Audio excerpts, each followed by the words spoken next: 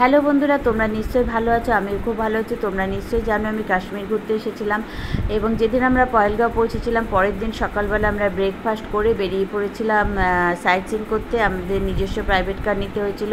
প্যাকেজের মধ্যে যদিও এটা ছিল না, সেই জন্য আমাদের নিজেদেরই করতে হয়েছিল। আমরা প্রথমে গিয়েছিলাম বেতাব ভ্যালি, বেতাব ভ্যালি থেকে চন্দনবাড়ি, তারপরে এসেছিলাম আরু ভ্যালি। বেতাব ভ্যালি থেকে আমরা চন্দনবাড়ি যাওয়ার সময় এই ভিডিওটা করা, দেখতেই পাচ্ছ তোমরা, প্রচুর বরফ, দু সাইডে বরফে বরফ। এটা এই সিজনে এলেই দেখা যায়।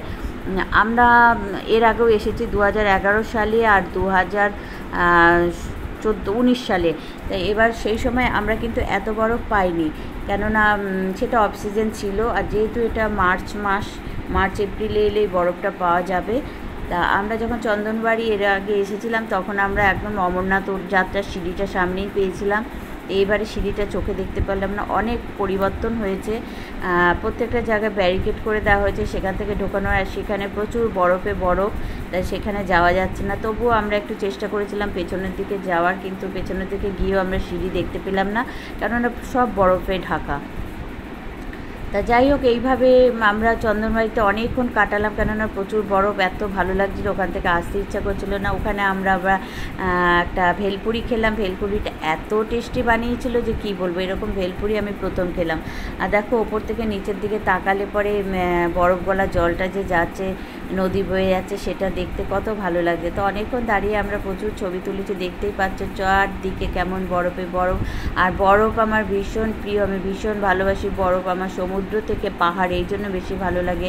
তা আমি বিশেষ করে এবারে এসেছি টিউলিপের জন্য। এই সময়টা এলে তুমি যেমন বরফও পাবে, তেমন টিউলিপ ফুলও দেখতে পাবে, যেটা আমি এর আগে এসেছিলাম মে জুন মাসে আর সেপ্টেম্বর অক্টোবর মাসে, সেটা আমরা পাইনি।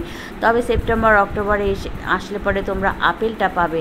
এই দেখো, এখানে খরগোশ আর পায়রা, এটা বিজনেস, এটা নিয়ে ছবি তুলে তারা কিছু ইনকাম করে ওখানকার লোকেরা।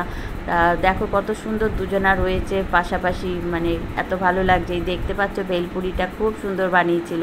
দ্বিতীয়বার আবার খাবো করে এসেছিলাম, কিন্তু তখন দেখলাম দোকানটা উঠে গিয়েছে। তা এতক্ষণ ধরে আমার ভিডিওটা দেখার জন্য তোমাদের অনেক অনেক ভালোবাসা। ভিডিওটা একটু বড়ই হয়ে গেছিলো, আর আমাদের তো রুলসের মধ্যেই পড়ে একটু লং ভিডিও দিতে, 3 মিনিটের ভিডিও দিতে। তা 3 মিনিট থেকে একটু বেশি হয়ে গেছে। তা তোমরা ধৈর্য ধরে এতক্ষণ দেখলে বলে তোমাদের অনেক অনেক ভালোবাসা। আমিও দেখি, যার লং ভিডিও আমার সামনে আসে আমি অবশ্যই দেখি, আমি কখনো ঠেলে সরিয়ে দিই না। তা যাই হোক, কেমন লাগলো বলো। এই যে চন্দনবাড়ি, এই যে এখান থেকে যাওয়া হয়, এই দেখো ব্যারিকেড করা, সব কিছু দেখতেই পাচ্ছ। আর ও পেছনের দিকেও দেখতে পাচ্ছ পাহাড়গুলো বরফে আবৃত। এত সুন্দর, এত সুন্দর, মানে মন আমার পড়ে গেছে। তবে আমার শারীরিক অসুস্থ একটু হয়েছিলাম, পেটের প্রবলেম হয়ে যাচ্ছিলো ওখানে। যদিও আমরা কেনা জল খাচ্ছিলাম, জানি না আমার খাবার দাবার কিছু সহ্য হচ্ছিল না। এই রকম আমার কোনো দিন হয়নি। এই দেখো পেছন সাইডে এসে আমি একটু বরফে বসে ছবি তুলতে গিয়ে স্লিপ করে গিয়েছিলাম। যাই খুব মজা হয়েছিল। আমার তো ভীষণই মজা লাগে বরফের মধ্যে। আমার সমুদ্র অত ভালো লাগে না, আমার পাহাড়টাই বেশি ভালো লাগে। আর বরফ হলে তো কোনো কথাই নাই। ধন্যবাদ এতক্ষণ ধরে দেখার জন্য।